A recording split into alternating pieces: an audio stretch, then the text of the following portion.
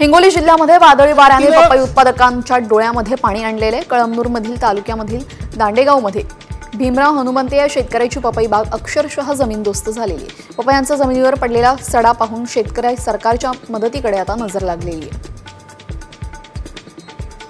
Hello hello mic check hello mic check hello mic check मी सध्या वादळी वाऱ्यामुळे नांदेडच्या अर्धापूर मुदखेड तालुक्यामध्ये केळी बागांचं प्रचंड नुकसान झालेले। केळीच्या बागा अक्षरशः आडव्या पडलेल्या आहेत। केळीसह आंबा, ज्वारी, फळबागा आणि उन्हाळी पिकांचं देखील नुकसान झालेलं आहे।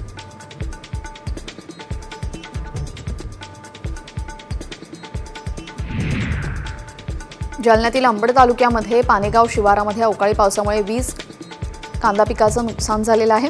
एकीकडे जालना जिल्ह्यामध्ये पाण्याअभावी अनेक पिकं संकटात सापडले तर दुसरीकडे अवकाळी पावसामुळे शेतकऱ्यांच्या हातातोंडाशी आलेला घास हिरावला आहे।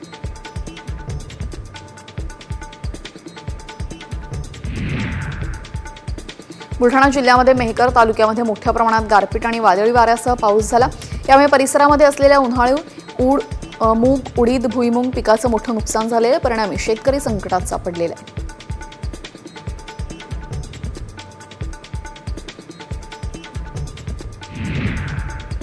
नंदुरबार जिल्ह्यामध्ये वादळी वाऱ्याने थैमान घातलेले। वादळी वाऱ्यासह हलक्या स्वरूपाचा पाऊस देखील पडला।